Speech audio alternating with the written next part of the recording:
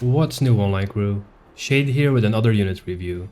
Let's talk about our new Berserkers. To Valhalla! Shade Online.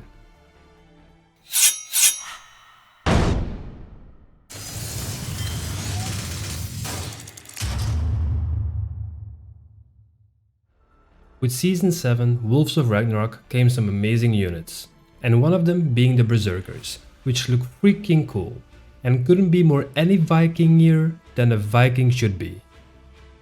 Okay, let me ask you guys a question before we continue with this guide. Which things do you like the most about Season 7? This could be anything, like the new units, the runes, thief race or retires, and which things cross your mind that could improve the game even more? Okay, 2 questions, but anyway, let me know in the comments below. Yush! Basics first. The Berserkers wield dual axes, so they have a nice amount of slashing damage and penetration, plus an amazing portion of health.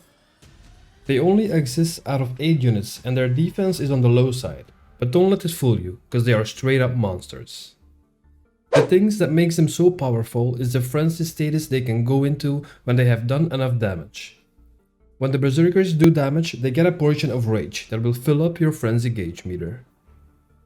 When activating the frenzy skill, they'll start acting like 8 uncontrollable beasts you would want to run away from.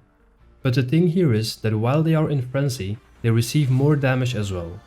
Let's see what frenzy really does. Whenever you activate frenzy, the Berserkers will heal themselves for 4.5k health, do 50% more damage, but will also receive 50% more incoming damage. So because of the frenzy heal, this skill could either save or kill them, and it's up to you to know when to use it. Depending on which units you are facing, sometimes it's just best to wait until you notice your units are starting to lose HP before initiating the skill to save their lives. The next thing which makes them strong is their Odin's charge. When activating this skill, they will auto-run to the nearest enemy unit and start hacking and slashing, which means they will get into their frenzy state really fast. While the charge is active and you follow the top veterancy tree, they will have a damage resist buff of 10% for 10 seconds.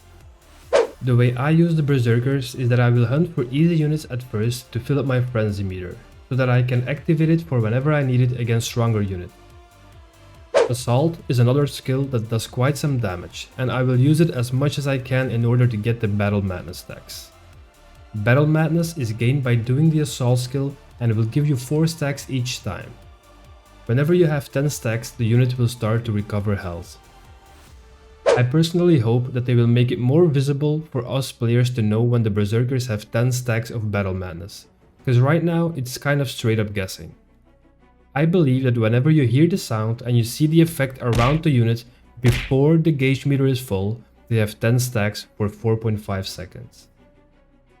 So in some situations it's better to retreat your Berserkers and wait for the Odin's charge to come back off cooldown in order to get back in there and build up your frenzy while having the damage resist buff on.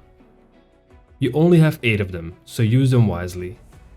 If any of you guys have other ideas or thoughts on how to keep track of their Battle Madness stacks, please share it in the comments below. Me and Dark Destiny tested both veterancies with top coming out as the best one because of 3 important veterancy nodes. The 10% damage resist buff, they can attack more than one enemy, and they heal for 2k health when the frenzy ends. We've tested them against some other units and they did really good. They wipe Forte Braccio if they don't attack back.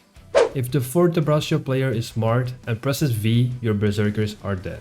Charging head on into Brace Stalwarts is not a good idea, but if you would charge in from the sides, I believe your Berserkers would kill them, especially when the frenzy is on.